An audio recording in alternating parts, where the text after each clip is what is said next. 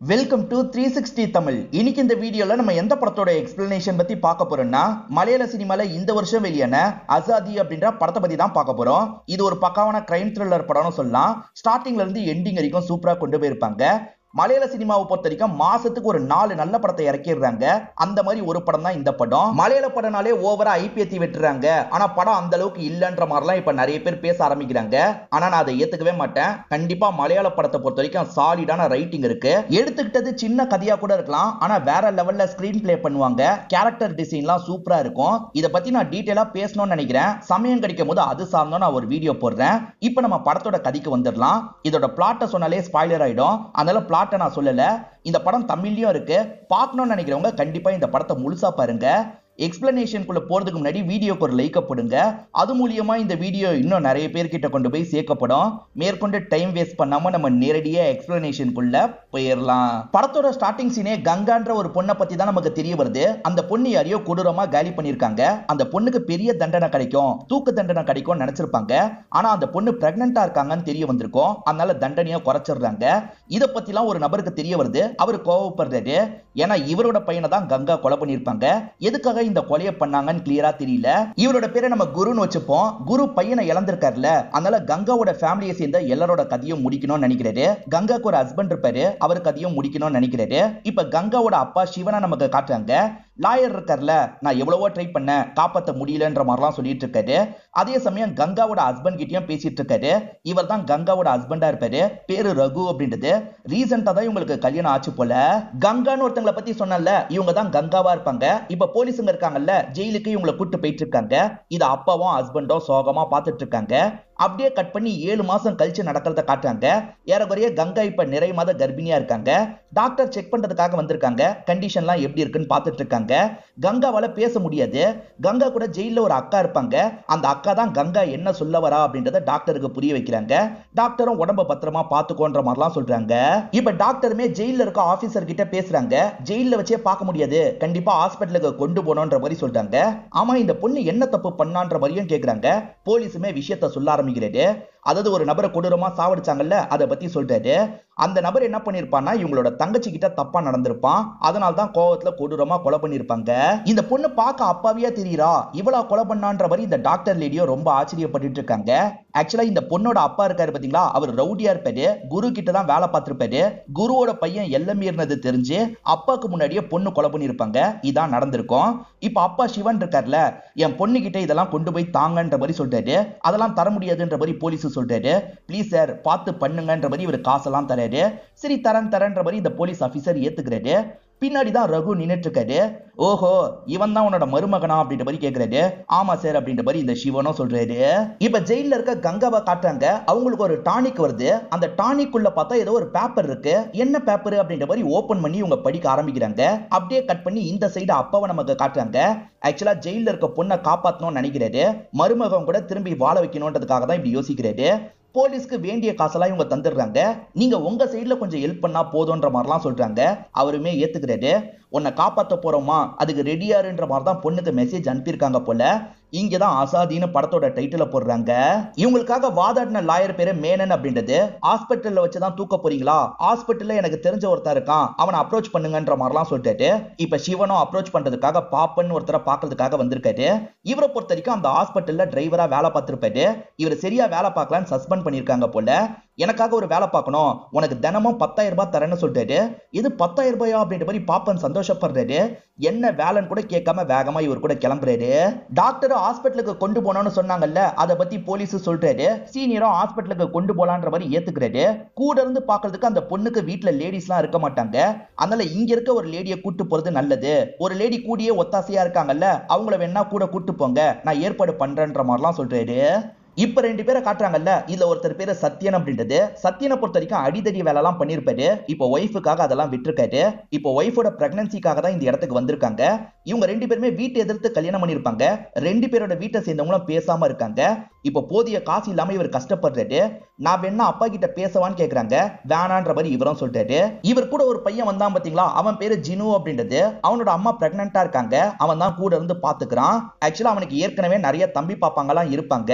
அந்த மனுஷனை கொஞ்சமாவது அமைதியா இருக்க சொல்லுங்கம்மா, இதுக்கப்புறம் என்னால முடியாது அப்படின்ற மாதிரிலாம் அம்மா கிட்ட சலிச்சுக்கிறாரு.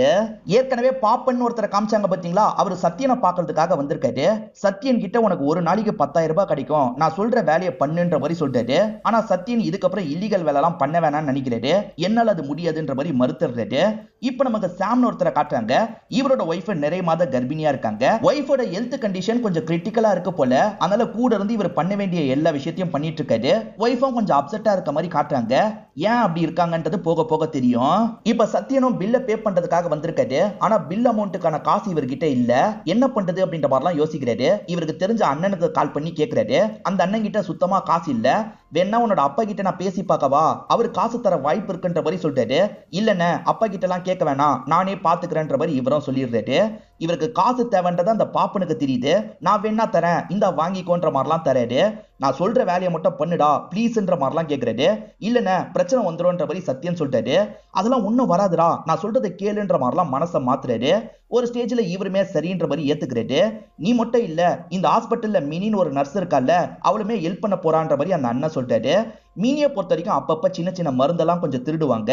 அவங்கள இவங்க 10,000 ரூபாய் கொடுத்து வேலைக்கு வாங்கியிருக்காங்கன்னு தெரிய வருது. இதை தாண்டி ஒரு பையன் தேவைடா, உனக்கு யாராவது தெரியுமான்னு பாப்பன் கேட்கிறாரு. அப்ப இவர் இருக்கார்ல, அங்க வேலை பார்த்துட்டு இருக்க ஜினுவை கவனிக்கிறாரு. இவன் காசு தரேன்னு சொன்னா சேர்ந்துப்பான்னு யோசிக்கிறாரு. சரி ஜினுவையும் சேர்த்துக்கலாம்னு முடிவு பண்றாங்க. இப்ப கங்காவை ஹாஸ்பிட்டலுக்கு கூட்டு போறதுக்கான வேலை எல்லாம் நடந்துட்டு இருக்கு. எஸ்ஐ அக்கிம்னு ஒரு போலீஸ் ஆபீசர் தான் ஹெட்டா இருக்காரு. இப்ப இவங்க பிளான் போடுறத நமக்கு காட்டுறாங்க. ஒரு ஹோட்டல்ல வச்சுதான் இவங்க பிளான் போட்டுட்டு இருக்காங்க. ரகு இருக்கார்ல, ஹாஸ்பிட்டல்ல இருந்து எப்படியாவது என்னோட ஒய்ஃபை தூக்கணும், அதுக்கு நீங்க தான் ஹெல்ப் பண்ணணும்ன்ற மாதிரி சொல்லிட்டாரு. எப்படி தூக்க போறீங்கன்ற மாதிரிலாம் கேக்குறாங்க. அவளுக்கு குழந்தை பிறந்து 24 மணி நேரத்துக்குள்ள தூக்கிடணும்னு சொல்லிட்டாரு. முதல்ல எத்தனை பேர் இருக்காங்க, என்னென்ன பாதுகாப்புலாம் பண்ணிருக்காங்கன்றத தெரிஞ்சுக்கோங்கன்ற மாதிரிலாம் இவர் சொல்லிட்டாரு. இதெல்லாம் கேட்டுட்டு இருக்க அந்த ஜினுன்ற பையன் இருக்கான்ல, எனக்கு ஒரு சந்தேகம் இருக்கு.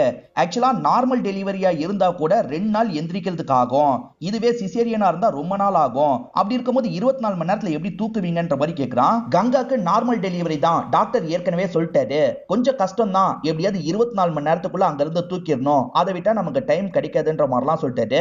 சரின்ற மாதிரி எல்லாருமே ஏத்துக்கிறாங்க. ஆனா சத்யன் இருக்கார்ல, என்னதான் இருந்தாலும் அந்த கங்கா ஒரு கொலை பண்ணிருக்காங்க, அதை நியாயப்படுத்த முடியாது, அதுதான் எனக்கு உறுத்தலா இருக்குன்னு சொல்லிட்டாரு. அதுக்கு சிவன் இருக்கார்ல, நியாயப்படி பார்த்தா நான் தான் கொலை பண்ணிருக்கணும், என் பொண்ணு கிட்ட தப்பா நடந்துகிட்டான், என் பொண்ணு என்கிட்ட சொல்லியிருந்தா கூட பரவாயில்ல, என் பொண்ணே போய் இந்த விஷயத்த பண்ணிட்டா, அவளுக்காக நான் எதுவுமே பண்ணல, இதையாவது பண்ணணும்ன்ற மாதிரி ஃபீலிங்கா பேசுறாரு. இதை கேட்கிற எல்லாருக்குமே கஷ்டமா இருக்கு. எல்லாருமே ஹெல்ப் பண்றோம் அப்படின்ற மாதிரிலாம் இந்த இடத்துல ஏத்துக்கிறாங்க. கங்காவும் டாக்டர் ரூமுக்கு வெளியே உட்காந்துட்டு இருக்காங்க. அப்ப சிவன் ரகு 2 பேருமே பாக்குறதுக்காக வந்திருக்காங்க. கவலைப்படாத, நாங்க பாத்துக்கிறோம்ன்ற மாதிரி சிக்னல்லையே அந்த பொண்ணு கிட்ட சொல்றாங்க. இந்த பொண்ணுமே நடந்த விஷயத்தை இப்ப யோசிச்சு பாக்குறாங்க. தங்கச்சிக்கு அந்த மாதிரி நடந்துருச்சுன்னு தெரிஞ்சோன்னா இவங்களால ஏத்துக்க முடியல. கோவமா அந்த குருவோட வீட்டுக்கு போய் குருவோட பையன் கதையை முடிச்சிருப்பாங்க. இப்ப இவங்களுக்கு ஹெல்ப் பண்ற மினின்ற நர்ஸ் இருக்காங்க பாத்தீங்களா, யாருக்குமே தெரியாம இவங்களுக்கு பக்கத்துல போனை கொண்டு வந்து தராங்க. பாத்ரூம்ல போய் சீக்கிரமா பேசுன்ற மாதிரி சொல்லிட்டாங்க. இவங்களும் புரிஞ்சுக்கிட்டு பாத்ரூம் வந்துடுறாங்க. இப்ப வீடியோ கால் மூலியமா அப்பா கிட்ட பேசுறாங்க. அப்பா பேசிட்டு இருக்கும் போது இரும்பெல்லாம் செய்யறாரு. நீங்க இன்னும் சிகரெட்டை விடலையாப்பா, சிகரெட்டை விடுங்கன்ற மாதிரிலாம் இவங்க சொல்றாங்க. இப்ப அப்பா இருக்காருல, இந்த நீ பேசுன்ற மாதிரி ரகு கிட்ட போனை தந்துடுறாரு. ரொம்ப நேரம் ஆன மாதிரி இருக்கு. அதனால எஸ்ஐ அக்கிம் இருக்கார்ல, கதவை தட்டிக்கிட்டே இருக்காரு. சார் எதுக்காக சார் கதவை தட்டிக்கிட்டே இருக்கீங்க, செக்கிங் போயிட்டு இருக்கு சார், கொஞ்ச நேரம் வெயிட் பண்ணுங்கன்ற மாதிரி இந்த மினி சொல்றாங்க. சீக்கிரமா வான்ற மாதிரி இந்த பொண்ணை வெளியே வர வச்சிடுறாங்க. போனை தான்ற மாதிரி வாங்கிக்கிறாங்க. அதுக்கப்புறம் இந்த பொண்ணை அனுப்பி விடுறாங்க. சிவன் இருக்கார்ல, இந்த நேரத்துல கூட இருந்து பார்க்கணும், அதை பண்ண முடியல, இந்தாமா இதெல்லாம் சாப்பிடறதுக்கு என் பொண்ணு கிட்ட தான்ற மாதிரி சொல்லிட்டாரு.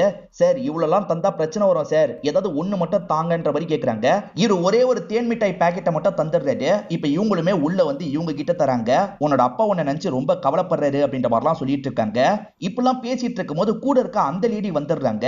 என் பர்த்டே, அதனால தான் சாக்லேட் தந்தேன், நீங்களும் வாங்கி சாப்பிடுங்கன்ற மாதிரி அந்த லேடி கிட்ட சொல்லிட்டு இவங்க போறாங்க.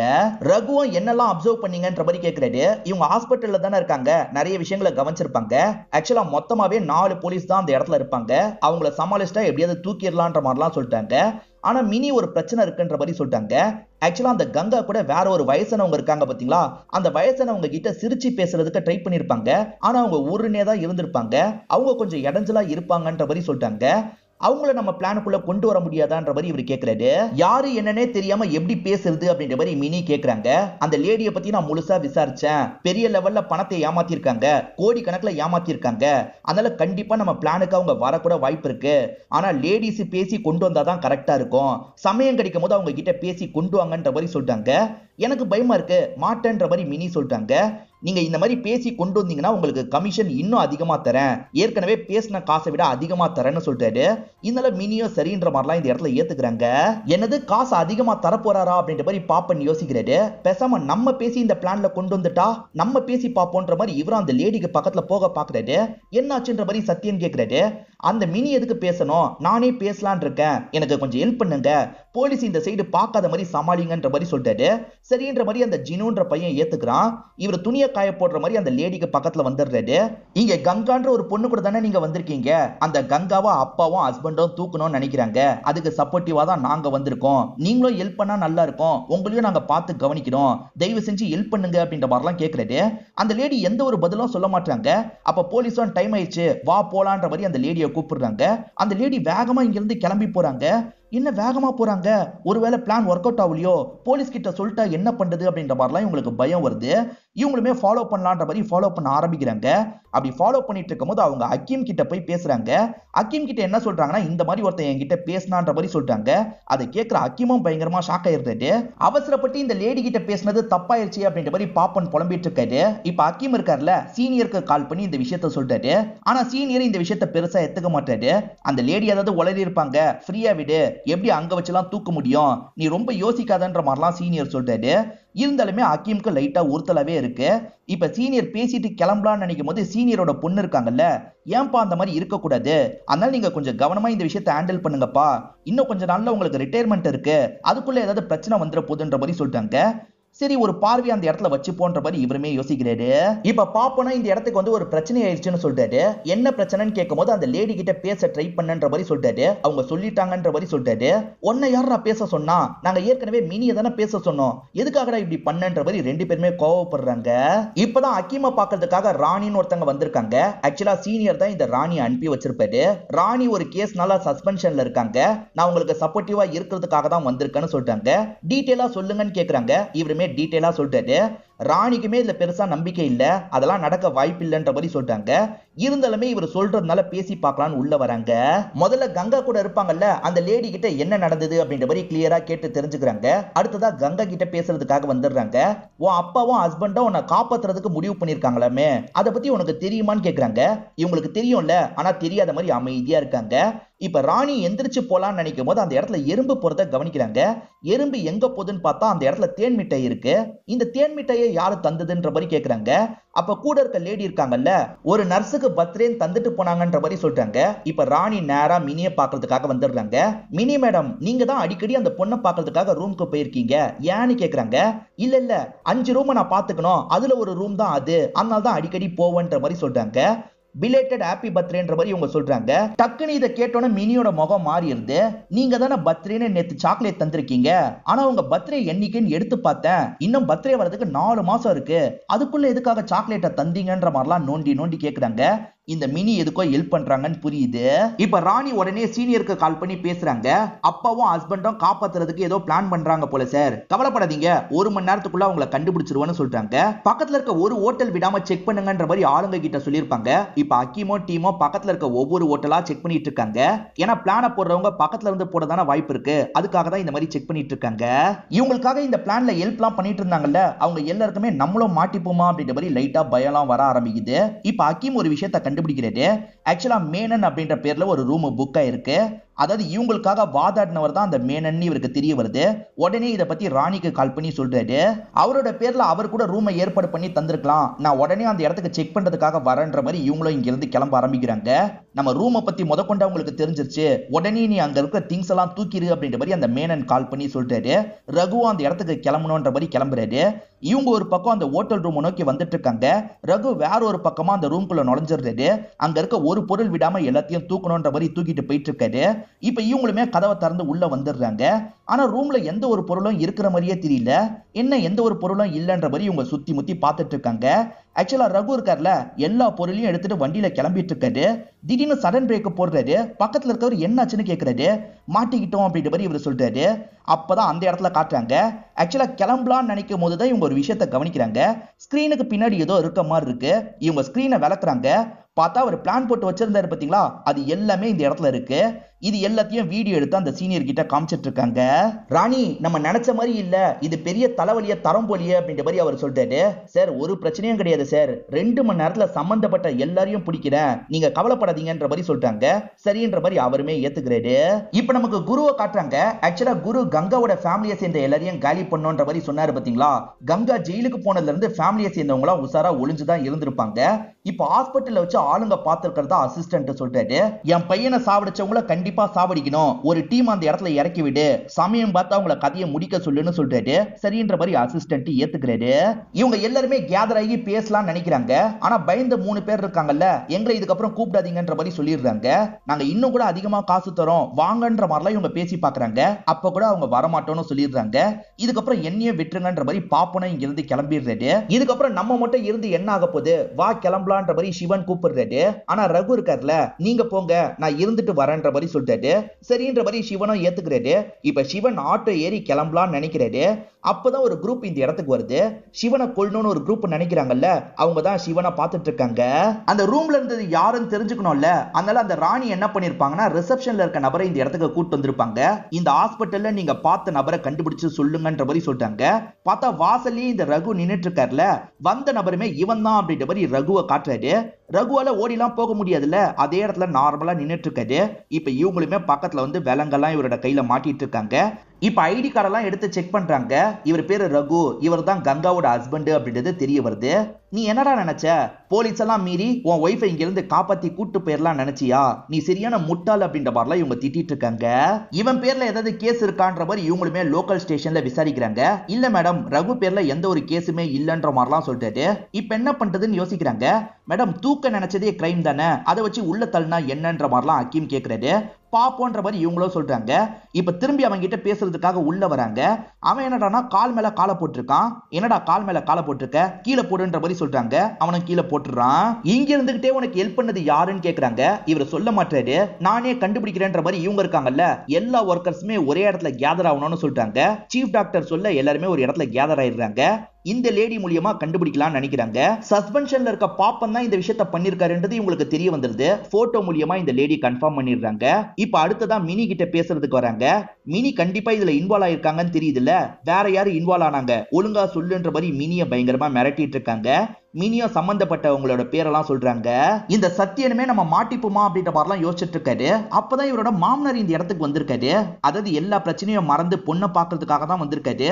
இதை நினைக்கும் போது இவருக்கு சந்தோஷமா இருக்கு. அப்பன்னு பார்த்து இந்த லேடி இந்த இடத்துக்கு வந்துடுறாங்க. மேடம் எதுனால வெளியே போய் பேசிக்கலான்ற மாதிரி சொல்றாரு. எதுக்காக வெளியே போய் பேசணும், இங்க பேசினா உனக்கு அசிங்கம் ஆயிடுமா, இங்க தான்டா பேசுவேன், எதுக்காகடா நீ ஹெல்ப் பண்ணணும்னு நினைச்ச, இதெல்லாம் தப்புன்னு உனக்கு தெரியாதான்ற மாதிரி போட்டு பயங்கரமா திட்டிட்டு இருக்காங்க. இவன் திரும்பி ஏதோ தப்பு பண்ணிருக்கான் போலன்ற மாதிரி மாமனார் டென்ஷன் ஆயிடுறாரு. இங்க இருந்து கோவமா கிளம்பி போயிடுறாரு. ரகுக்கு ஒரு விலங்கு மாட்டி விட்டாங்கல்ல, அதை கழட்டிடுறாங்க. நீ இதுக்கப்புறம் இந்த ஐடியாவோட சுத்தாத, முதல்ல ஹாஸ்பிட்டலை விட்டு கிளம்புன்ற மாதிரி அவரை இங்க இருந்து போக சொல்லிடுறாங்க. மேடம் எதுக்காக போக சொன்னீங்கன்ற மாதிரி ஹக்கீம் கேக்குறாரு. தூக்குறதுக்கு பிளான் போட்டான்னு சொல்லியே இவனை உள்ள தள்ளலாம், ஆனா இவெல்லாம் சப்ப, இவனெல்லாம் நம்மளே ஆளாக்கி விட்டுறக்கூடாது, நான் மிரட்டின இந்த ஹாஸ்பிட்டலை விட்டு எங்கேயோ போயிருப்பான், இவனால இதுக்கப்புறம் பிரச்சனை வராதுன்ற மாதிரிலாம் சொல்றாங்க. இப்ப சீனியருக்கு கால் பண்ணி கேஸ் முடிஞ்சிருச்சு சார், இதை நினைச்சு நீங்க இதுக்கப்புறம் கவலைப்பட வேணான்ற மாதிரி சொல்றாங்க. அவருமே நன்றிலாம் சொல்றாரு. இவங்க கிளம்பலாம் நடந்து வந்துட்டு இருக்காங்க. பார்த்தா வாசல்ல தான் ரகு நின்னுட்டு இருக்காரு. டே நீ இன்னும் போலியா, ஒழுங்கா இங்க இருந்து கிளம்பி போன்ற மாதிரி இவங்க சொல்றாங்க. நான் எதுக்கு போனோம், இது கவர்மெண்ட் ஹாஸ்பிட்டல், என் ஒய்ஃபை கூட்டு போற வரைக்கும் இங்க தான் இருப்பன்ற மாதிரி சொல்றாரு. இந்த இடத்துல வச்சு அடிக்க முடியாதுல்ல, அதனால அமைதியா இவங்களும் கிளம்பிடுறாங்க. இப்ப மறுநாள் சத்யன் இருக்கார்ல, பேசணும்ன்ற மாதிரி அவர் ஒரு இடத்துக்கு வர வச்சிருந்தாரு. ரகுவும் என்ன விஷயம்னு கேக்குறாரு. சத்யன் என்ன மன்னிச்சிருன்ற மாதிரி வேகமா ரெஸ்ட் ரூமை விட்டு வெளியே போறாரு. போலீஸுங்க தான் இந்த இடத்துக்கு அவனை கூட்டுவான்னு சொல்லியிருப்பாங்க. இப்ப போலீஸுங்க எல்லாருமே போட்டு இவரை பயங்கரமா அடிக்கிறாங்க. என்னடா திமிரு காட்டிட்டு இருக்கியா, ஒழுங்கு மரியாதையே இங்க இருந்து கிளம்புன்னு சொல்றாங்க. நீங்க என்ன அடிச்சாலும் இங்க இருந்து போக மாட்டேன்ற மாதிரி லைட்டா சிரிக்கிறாரு. இவ்வளவு அடிச்சும் சிரிக்கிறியான்ற மாதிரி இவர் மேற்கொண்டு அடிக்கிறாரு. அதே மாதிரி அவர் மேல யூரின்லாம் போறாரு. இதுக்கப்புறம் சிரிச்சா இதுதான் ஞாபகம் வரணும்னு சொல்றாரு. பண்ண விஷயத்த பத்தி ராணி கிட்ட சொல்றாரு. எதுக்காக ஹக்கீம் இந்த மாதிரிலாம் பண்ணீங்கன்ற மாதிரி ராணியுமே கோவப்படுறாங்க. மேடம் இதுக்கப்புறம் அவன் வரமாட்டான்ற மாதிரி சொல்றாரு. பார்த்தா அவர் எதிர நார்மலா நடந்து வந்துட்டு இருக்காரு. இதை பாக்குற ஹக்கீம்க்கு இன்னும் கோவம் வருது. ஒழுங்கா போன்னு சொல்றாரு. நான் போறேன், ஆனா நீங்களும் மேடமும் என் காலில் விழுந்து மன்னிப்பு கேளுங்கன்ற மாதிரி சொல்றாரு. இதெல்லாம் கவனிச்சிட்டு இருக்க இந்த ராணி பயங்கரமா டென்ஷன் ஆயிடுறாங்க. இவன் என்ன ஓவரா பேசுறான், ஏதாவது பண்ணணும்னு நினைக்கிறாங்க. நான் டாக்டர் கிட்ட பேசணும், ஏற்பாடு பண்ணுங்கன்னு சொல்றாங்க. நார்மல் டெலிவரி தானே நடக்கிற மாதிரி இருந்தது, அதை நீங்க சிசேரியனா மாத்துங்கன்ற மாதிரி டாக்டர் கிட்ட இவங்க சொல்லிடுறாங்க. அவருமே சிசேரியனுக்கான ஏற்பாடு எல்லாத்தையும் பண்ணிட்டு இருக்காரு. உன் ஒய்ஃபுக்கு நடக்க போறது நார்மல் டெலிவரி இல்ல, சிசேரியன் டெலிவரி. ஒரு வாரத்துக்கு அவளால எந்திரிச்சு நடக்க கூட முடியாது, அப்புறம் எப்படா நீ கூட்டு போவ, முடிஞ்சா எங்களை மீறி கூட்டு போடா அப்படின்ற மாதிரிலாம் சொல்றாங்க. இவர் எதுவுமே பேசாம அமைதியா இங்க இருந்து கிளம்ப ஆரம்பிக்கிறாரு. ஸ்டார்டிங் சாம்னு ஒருத்தரை காமிச்சாங்கல்ல, அவரை திரும்ப காட்டுறாங்க. அவரோட அம்மாவும் தம்பியும் ஒரு விஷயம் கேள்விப்பட்டு இந்த இடத்துக்கு வந்திருக்காங்க. இவரை போட்டு பயங்கரமா திட்டுறாங்க. வீட்டை எதிர்த்து அவளை கல்யாணம் பண்ணல, அவ பண்ண காரியத்தை பாத்தியான்ற மாதிரி இவரை பயங்கரமா திட்டிட்டு இந்த இடத்தை விட்டு கிளம்பி போறாங்க. இந்த சிவனுக்கு சாம் யாருன்றது தெரியும். என்னாச்சு, எதுக்காக இப்படி பேசிட்டு போறாங்கன்னு கேக்குறாரு. சாமும் விஷயத்த சொல்றாரு. சாம் இவரோட ஒய்ஃபை லவ் பண்ணி கல்யாணம் பண்ணிருப்பாரு, வீட்டை எதிர்த்து கல்யாணம் பண்ணிருப்பாரு. சரி வருமானம் கிடைக்கணும்ன்றதுக்காக துபாய்க்கு வேலைக்கு போயிருப்பாரு. 3 வருஷமா துபாயில தான் இருந்திருப்பாரு. ஆனா ஒய்ஃப் பிரெக்னன்ட் ஆயிருப்பாங்க. அதுக்கு பக்கத்து வீட்டுல இருக்க நபர் தான் காரணம்ன்ற மாதிரி இவரோட ஃப்ரெண்டு மூலியமா இவருக்கு தெரிய வந்திருக்கும். வந்தவர் கோவமா தான் வந்திருப்பாரு. ஆனா அவங்க ஹெல்த் கண்டிஷன் மோசமா மாறி இருக்கும். என்னதான் லவ் பண்ணிட்டேன்ல, அதனால தான் ட்ரீட்மெண்ட்ல இருந்து எல்லா விஷயத்தையும் நான் பார்த்துட்டு இருக்கேன்ற மாதிரி சொல்லிட்டாரு.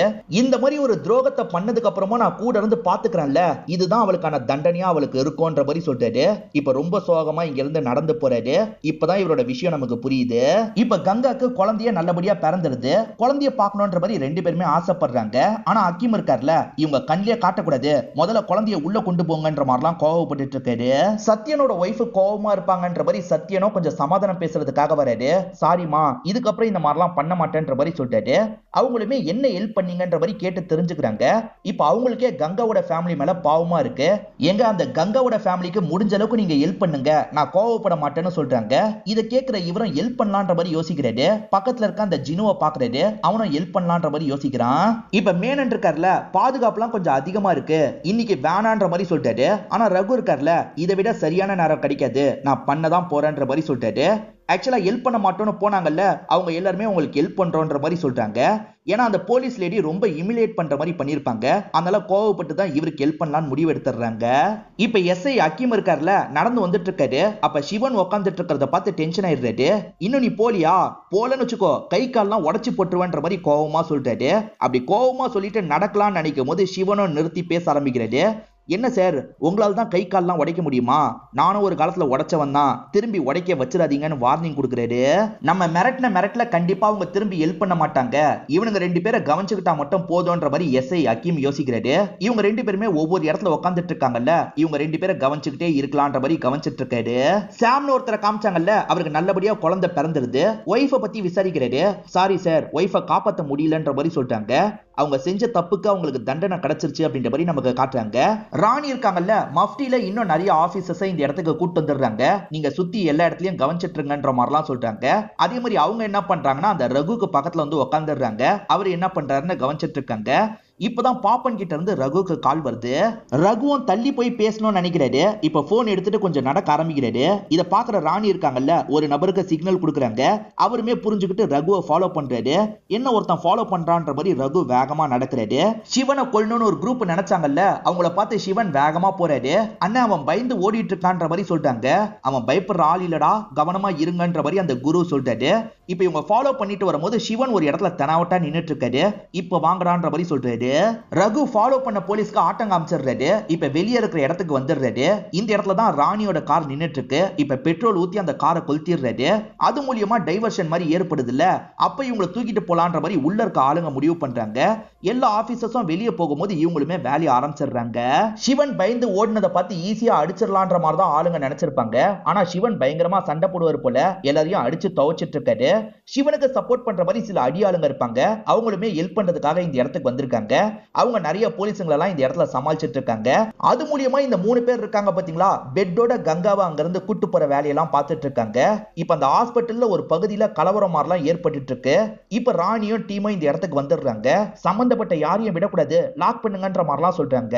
மீடியாக்கெல்லாம் இந்த விஷயம் போக வேணான்ற மாதிரி இவங்க கொஞ்சம் அடக்கி தான் வாசிச்சிருப்பாங்க. ஆனா இதுக்கப்புறம் நம்ம ஏதாவது பண்ணணும் அப்படின்ற மாதிரி யோசிக்க ஆரம்பிச்சிடுறாங்க. ஆக்சுவலா இப்ப ரகு ஓடிட்டு இருக்கிறத ஒரு நபர் கண்டுபிடிச்சிடுறாரு. ரகுவை போட்டு அடிக்கிறாரு. ரகு இதுக்கு முன்னாடி எல்லாம் திரும்பி அடிச்சிருக்கவே மாட்டாரு. ஆனா இப்ப ரகு தடுத்து பயங்கரமா சண்டை போடுறாரு. அக்கீம் கூடயும் வேற ஒரு ஆபீசர் கூடயும் தான் சண்டை போடுறாரு. ஜீனு தான் அந்த குழந்தைய வச்சிருப்பான். அந்த குழந்தை பயங்கரமா அழ ஆரம்பிக்குது. சவுண்ட் கேட்டு யாராவது வந்துட போறாங்கன்ற மாதிரி இவங்க பயந்துட்டு இருக்காங்க. இப்ப முடியாம இருக்க கங்கா இருக்காங்கல்ல, என்கிட்ட குழந்தைய தாங்கன்ற மாதிரி குழந்தைய சமாதானப்படுத்துறாங்க. குழந்தை அழுவிய நிறுத்திடுது. இப்பதான் சத்யனுக்கு போன் கால் வருது. தெரிஞ்ச அண்ணன் இருக்கார்ல, உன் ஒய்ஃபுக்கு வலி வந்துருச்சு, சீக்கிரமா வான்ற மாதிரி சொல்றாரு. இப்ப இவரால போக முடியாதுல்ல, என்ன பண்றது அப்படின்ற மாதிரிலாம் இந்த இடத்துல யோசிக்கிறாரு. இந்த ரகு இருக்கார்ல, அடிச்சு போட்டுட்டு இங்க இருந்து போவார்னு பார்த்தா போய் ஒரு ஆயுதத்தை எடுத்துட்டு திரும்பி அக்கீம் கிட்ட வராரு. மவனே என்ன அடிச்சல அப்படின்ற மாதிரி அக்கீமை போட்டு பயங்கரமா அடிச்சிட்டு இருக்காரு. பாத்ரூம்ல வச்சு அடிச்சார்ல, அதுக்காக தான் அடிச்சிட்டு இருக்காரு. இவங்க 3 பேர் யார் கண்ணிலையும் படாம கூட்டு வந்துட்டு இருந்தாங்க பாத்தீங்களா. அப்ப போலீஸுங்க ஒரு 3 பேர் இவங்களை லாக் பண்ணிடுறாங்க. இப்ப என்ன பண்றது அப்படின்ற மாதிரி ஆளுங்க எல்லாருமே பயந்துட்டு இருக்காங்க. ஆக்சுவலா இதுல சத்யன் இதுக்கு முன்னாடி அடிதடி வேலை பண்ணவர்னு சொன்ன பாத்தீங்களா. இப்ப வேஷ்டியை மடிச்சு கட்டுறாரு, ஆளுங்களை போட்டு அடிக்கிறாரு. இப்ப போலாம் வாங்கன்ற மாதிரி கூட்டு போறாரு. இப்ப குருவை காட்டுறாங்க. குருவோட ஆளுங்கெல்லாம் அடி வாங்கிட்டு வந்திருக்காங்கல்ல, அந்த கடுப்புல இருந்துட்டு இருக்காரு. அப்பதான் வேற ஒருத்தன் வேற ஒரு பகுதியில இருந்து இவங்களுக்கு கால் பண்றான். அண்ணா அந்த கங்காவோட ஹஸ்பண்ட் இங்க தான் இருக்கான்ற மாதிரி சொல்றான். கங்காவோட ஹஸ்பண்ட் இவங்க எல்லாம் பாத்துருக்க மாட்டாங்க, அவன் ஒருத்தன் தான் பாத்திருப்பான். அவன் ஹாஸ்பிட்டல்ல இருக்கிறதா சொன்னாங்களேடா, நீ என்ன இப்படி சொல்ற, சரி போட்டோ எடுத்து அனுப்புன்ற மாதிரி சொல்றாங்க. இருங்க போட்டோ எடுக்கிறேன்ற மாதிரி அவனுமே போட்டோ எடுக்கிறான். இதுதான் அவன் அப்படின்ற மாதிரி போட்டோவை அனுப்பி வச்சிடறான். இவங்களுமே பார்த்து ஷாக் ஆயிடுறாங்க. இவன் தான் ரகுனா ஹாஸ்பிட்டல்ல இருக்கிறது யாருன்ற மாதிரி கன்ஃபியூஸ் ஆகுறாங்க. அப்ப ஹாஸ்பிட்டல்ல இருக்கிறது உண்மையான ரகு இல்ல போல. ரகு இருக்காரு பாத்தீங்களா, அக்கீமை போட்டு பயங்கரமா அடிச்சிட்டு இருக்காரு. ஆக்சுவலா இவர் சிரிக்கும் போது அக்கீம் என்ன சொல்லியிருப்பாருன்னா, இதுக்கப்புறம் நீ சிரிச்சா நான் மூத்திரம் போனதுதான் உனக்கு ஞாபகம் வரணும்ன்ற மாதிரி சொல்லியிருப்பாரு. அதெல்லாம் இவரோட மைண்டுக்குள்ள இருக்குல்ல, இவரோட பிரைவேட் பார்ட்டை டேமேஜ் ஆக்கிடுறாரு. இப்ப ஆளுங்க இருக்காங்க பாத்தீங்களா, கூட்டு போலான்ற மாதிரி வேன் கிட்ட வந்துடுறாங்க. மினி கதவை திறன்ற மாதிரி சொல்றாரு. ஆனா மினி கதவை திறக்காம அமைதியா உட்கார்ந்துட்டு இருக்காங்க. நான் வேணா கதவை திறக்கிறேன் அப்படின்ற மாதிரி ராணி இருக்காங்கல்ல, கதவை திறந்து வெளியே வராங்க. மாட்டினீங்களா அப்படின்ற மாதிரி இவங்க எல்லாரையும் இந்த இடத்துல வச்சு லாக் பண்ணிடுறாங்க. இவங்க மூலியமாவே சிவனை இந்த இடத்துக்கு வர வச்சிடுறாங்க. இப்ப வந்த சிவனை இவங்க எல்லாருமே சேர்ந்த மாதிரி லாக் பண்ணிடுறாங்க. ரகு மட்டும் வேற ஒரு பகுதியில இருக்காரு போல. இப்ப அக்கீமோட பிரைவேட் பார்ட்டை டேமேஜ் ஆக்கிட்டார்ல, இப்ப ரொம்ப டயர்டா நடந்துகிட்டே இங்க இருந்து கிளம்புறாரு. இப்ப சீனியருமே தகவலை கேள்விப்பட்டு இந்த இடத்துக்கு வந்துடுறாரு. இப்ப எல்லாமே கண்ட்ரோல்ல தானே இருக்குன்னு கேக்குறாரு. சார் எல்லாமே நம்ம கண்ட்ரோல்குள்ள வந்துருச்சு, அவங்க எல்லாருமே மாட்டிக்கிட்டாங்க, என்ன அக்கீம்க்கு பிரைவேட் பார்ட்ல மட்டும் டேமேஜ் ஏற்பட்டுருச்சு அப்படின்ற மாதிரிலாம் சொல்றாங்க. எல்லாருமே மாட்டினதுனால அந்த இடத்துல உட்காந்துட்டு இருக்காங்கல்ல. இப்ப சீனியரா அவங்கள பார்த்த மாதிரி பேச ஆரம்பிக்கிறாரு. நீங்க என்னடா நினைச்சீங்க, போலீஸுங்களை மீறி பொண்ணை காப்பாத்தி கூட்டு போயிடலாம் நினைச்சீங்களா, அதெல்லாம் முடியவே முடியாதுன்ற மாதிரி சொல்லிட்டாரு. ராணி இதுக்கு உங்களை தான் நான் பாராட்டணும். இன்னும் கொஞ்ச நேரத்துல மீடியாட்கள் மொத்தமா இந்த இடத்துக்கு வந்துருவாங்க, நம்ம 2 பேருமே பேச வேண்டியதை பேசிடலான்ற மாதிரி சொல்லிட்டு இருக்காரு. இப்பதான் மேனன் அப்படின்ற அந்த லாயர் இருக்காருல, தலையை தொங்க போட்டுக்கிட்டே நடந்து வந்துட்டு இருக்காரு. வாங்க சார், சார் இவர் யார் தெரியுமா, இவர் தான் இதுக்கு பின்னாடி மாஸ்டர் மைண்டே அப்படின்ற மாதிரிலாம் இவங்க சொல்றாங்க. போலீஸை மீறி இந்த விஷயத்தெல்லாம் பண்ணிடலாம் நினைச்சீங்களா, அதெல்லாம் முடியவே முடியாதுன்ற மாதிரி ராணி சொல்றாங்க. நாங்க முடிக்கணும்னு நினைச்ச விஷயத்த முடிச்சிட்டோன்ற மாதிரி சொல்லிட்டாரு. இவர் என்ன சொல்றாருன்ற மாதிரி இவங்களும் யோசிச்சுட்டு இருக்காங்க. அப்பதான் அசிஸ்டன்ட் லேடி இந்த இடத்துக்கு வராங்க. மேடம் காணுன்ற மாதிரி சொல்றாங்க. அவ தான் இருக்காளேன்ற மாதிரி இவங்க சொல்றாங்க. இல்ல மேடம், அவளை பாத்துக்கிறதுக்காக ஒரு லேடி வந்தாங்கல்ல, அந்த லேடி மிஸ் ஆகுறாங்க அப்படின்ற மாதிரி சொல்றாங்க. இப்பதான் மாட்டிருக்க எல்லாருமே லைட்டா சிரிக்க ஆரம்பிக்கிறாங்க. என்ன சிரிக்கிறாங்கன்னு இவங்க கன்ஃபியூஸ் ஆகுறாங்க. நாங்க தூக்க நினைச்சதே அந்த லேடியை தான், இந்நேரத்துக்கு அந்த லேடியா உங்களோட பையன் கூட்டு போயிருப்பான் அப்படின்ற மாதிரி சொல்லிட்டாரு. இவர் உண்மையான ரகுவா இருக்க மாட்டாரு, இவரோட பேரு வேறையா இருக்கும். அம்மா அங்க உட்காந்து இருக்கும் போது இவருமே ரிலாக்ஸா அங்க இருந்து கூட்டு போயிருப்பாரு. ஏன்னா போலீஸுங்களாம் வேற பக்கம் போயிட்டாங்கல்ல, இவர் கூலா கூட்டு போயிருப்பாரு. ஆக்சுவலா இவரை பொறுத்த வரைக்கும் சில வேலைகள் பண்ணிருப்பாரு, இல்லீகல் வேலை மாதிரி பண்ணி மாட்டிருப்பாரு. ஆனா ப்ரூஃப் எல்லாமே அம்மாவோட ப்ரூஃபா இருக்கும். அதனால அம்மா தான் பண்ணாங்கன்னு அம்மாக்கு தண்டனை கிடைச்சிருக்கும். அதை நினைச்சு இவர் ரொம்ப வருத்தப்பட்டிருப்பாரு. இவரோட கேஸையும் மேனன் தான் ஹேண்டில் பண்ணிருப்பாரு. அதனால தான் அன்னைக்கு வாசல்ல அவர் நின்னுட்டு இருந்திருப்பாரு. ஆக்சுவலா இவர் ஸ்டார்டிங் கங்காவை பார்த்த மாதிரி நமக்கு காமிச்சிருப்பாங்க. உண்மையிலே இவர் அம்மாவை பார்க்கறதுக்காக தான் வந்திருப்பாரு. கங்காவோட ஹஸ்பண்ட் இவர் தானே நம்மளை ஏமாத்துறதுக்காக தான் அப்படி காமிச்சிருப்பாங்க. இவர் கங்காவோட ஹஸ்பண்ட் இல்ல. செஞ்ச தப்புக்கு நம்ம உள்ள போயிருந்தா கூட பரவாயில்ல, நம்ம அம்மா உள்ள போயிட்டாங்க, எப்படியாவது காப்பாத்தணும்ன்ற மாதிரி இவர் யோசிச்சிருப்பாரு. ஆக்சுவலா கங்காக்கு மெசேஜ் போன மாதிரி காமிச்சாங்கல்ல, பக்கத்துல இருக்க இந்த லேடிக்கு தான் மெசேஜே போயிருக்கும். ஹெல்ப் பண்ண சொல்லி கங்கா கிட்ட இவர் கேட்டிருப்பாரு. நியாயமா பார்த்தா அவங்க பேர்ல ஒரு கேஸ் தான் இருந்திருக்கணும். ஆனா போலீஸுங்க பெண்டிங்ல இருக்க பண மோசடி கேஸ் நிறைய அவங்க பேர்ல போட்டிருப்பாங்க. அதனால தான் இவரால காப்பாற்ற முடியாம போயிருக்கும். அதனால தான் பையன் காப்பாத்துறதுக்கு முடிவெடுத்துட்டான் அப்படின்ற மாதிரிலாம் இந்த லாயர் சொல்லிட்டு இருக்காரு. ஆக்சுவலா குருவோட பையன் இறந்து போனதுனால குரு செம்ம கோவத்துல இருந்திருப்பாரு. நான் கூட குரு கிட்ட இருந்து தப்பிச்சிருவேன், ஆனா என்னோட மருமகனுக்கு சண்டை கூட போட தெரியாதுன்ற மாதிரி அவர் கூட்டு வராரு. நீங்க ஏதாவது ஹெல்ப் பண்ணுங்கன்ற மாதிரிலாம் சிவன் கேட்டிருப்பாரு. சரி ஒரு சேஃபான இடத்துல தங்க வைக்கிறேன்னு மேனன் சொல்லியிருப்பாரு. அப்பதான் மேனன் ஐடி கார்டை பார்த்து ஷாக் ஆயிடுறாரு. ஏன்னா சின்ன வயசு போட்டோல 2 பேருமே பார்க்க ஒரே மாதிரி இருக்காங்க. அதனால இவனை ரகுவா மாத்திரணும், நம்ம ஒரு பிளான போடணும்னு யோசிச்சிருப்பாரு. அப்படிதான் இந்த பிளானை உருவாக்கி இருப்பாரு. என்னதான் இருந்தாலும் ஹீரோ தப்பு பண்ணவர்ல, அதனால சிவன் எப்படி ஹெல்ப் பண்றதுன்னு யோசிக்கிறாரு. நான் தெரியாம தப்பு பண்ணிட்டேன்னு, என் அம்மா மாட்டி கஷ்டப்படுறாங்க, அவங்கள வெளியே ஏத்ததுக்கு அப்புறம் லைஃப்ல தப்பே பண்ண மாட்டேன்ற மாதிரிலாம் சொல்லியிருப்பாரு. அதனால தான் ஹெல்ப் பண்ணலாம் அப்படின்ற மாதிரி என்னோட மருமகன்ற மாதிரி எல்லார்கிட்டயும் சொல்ல ஆரம்பிச்சிருப்பாரு. இவங்க வேலைக்காக நிறைய பேரை சேர்த்துக்கிட்டாங்க பாத்தீங்களா, அவங்க கிட்ட உண்மையை சொல்ல வேணாம், கங்காவை காப்பாத்துற மாதிரியே சொல்லலாம், நம்ம தனிப்பட்ட முறையில அம்மாவை காப்பாத்துறதுக்கான ஏற்பாடெல்லாம் பண்ணலான்ற மாதிரி பக்கவா பிளான் போட்டு தான் இந்த விஷயத்தை பண்ணிருப்பாங்க. ஆக்சுவலா நீ பேசுன்ற மாதிரி போனை தந்தாரு பாத்தீங்களா, இவரை பொறுத்த வரைக்கும் அம்மா கிட்ட சில விஷயங்களை சொல்லணும்னு நினைப்பாரு. அது எல்லாத்தையும் கங்கா வழியா சொல்லியிருப்பாரு. ஒய்ஃப் கிட்ட பேசுற மாதிரிலாம் பேசியிருக்க மாட்டாரு. அதே மாதிரி அப்பாவும் இவரும் சேர்ந்த மாதிரி கங்காவை பார்த்த மாதிரி காமிச்சாங்கல்ல, உண்மை என்னன்னா இவர் கங்காவை பார்த்திருக்க மாட்டாரு, பின்னாடி இருக்க அம்மாவை தான் பார்த்திருப்பாரு. ஸ்டார்டிங்ல இருந்தே அம்மாவை காப்பாத்துறதுக்காக தான் எல்லா முயற்சியும் இவர் பண்ணிருப்பாரு. கங்காக்கு உண்மையில எத்தனை வருஷம் தண்டனை கிடைச்சது அப்படின்றத தெளிவா நமக்கு காமிச்சிருக்க மாட்டாங்க. அதே மாதிரி ஆளுங்களுக்கு இப்பதான் எல்லாமே புரியுது. ஆளுங்க லைட்டா சிரிச்சிட்டுலாம் இருக்காங்க. இந்த ஹெல்ப் பண்ண எல்லாருமே குற்றம் பண்ண மாதிரி தானே, ஆனா கவலைப்படாதீங்க, நான் சீக்கிரமா வெளியே எடுத்துறேன் அப்படின்ற மாதிரி அந்த மேனன் சொல்றாரு. இப்ப இங்க இருந்து கிளம்புற மாதிரி நடக்க ஆரம்பிக்கிறாரு. ஆனா ராணி இருக்காங்கல்ல, அவரை நிறுத்தி பேச ஆரம்பிக்கிறாங்க. அவங்க 2 பேர் எங்க போயிருந்தாலும் சரி, எங்க இருந்தாலும் தூக்குவேன்ற மாதிரிலாம் சொல்லிட்டாங்க. தாராளமா கண்டுபிடிச்சுக்கோங்கன்ற மாதிரி இவருமே சிரிச்சுக்கிட்டே இங்க இருந்து கிளம்பிடுறாரு. இப்ப மீடியாட்கள்லாம் வந்து நிக்கிறாங்க. அவங்க கிட்ட என்ன சொல்றதுன்னு தெரியாம மாத்தி மாத்தி இவங்க பார்த்துட்டு இருக்காங்க. அப்படியே கட் பண்ணி ஒரு போட்டை நமக்கு காட்டுறாங்க. பையன் இருக்காரு பாத்தீங்களா, அம்மாவை வேற ஒரு பகுதிக்கு தான் கூட்டு போயிட்டு இருக்காரு போல. அம்மாவை காப்பாத்துறதுக்காக பையன் இவ்வளவு பண்ணிருக்காருன்ற மாதிரி காமிச்சு படத்தை முடிக்கிறாங்க. பையன் தப்பு தான் பண்ணிருப்பாரு, ஆனா தெரியாம தப்பு பண்ணிட்டாரு. அதுக்காக அம்மா மாட்டிருப்பாங்க. அம்மாவை காப்பாத்துறதுக்காக இவ்வளவு பிளான போட்டிருக்காரு. கண்டிப்பா இந்த படத்தோட கதை உங்களுக்கு பிடிச்சிருக்கும்னு நம்புறேன். இந்த கடைசி ட்விஸ்ட்டை நீங்க கெஸ் பண்ணீங்களா இல்லையான்றதையும் கமெண்ட் செக்ஷன்ல சொல்லுங்க. இந்த வீடியோ உங்களுக்கு பிடிச்சிருந்ததுன்னா லைக் பண்ணுங்க, கமெண்ட் பண்ணுங்க, மறக்காம 360 தமிழ் சேனலை சப்ஸ்கிரைப் பண்ணுங்க. தொடர்ச்சியா இந்த மாதிரி வீடியோக்கள் வந்துகிட்டே தான் இருக்கும்.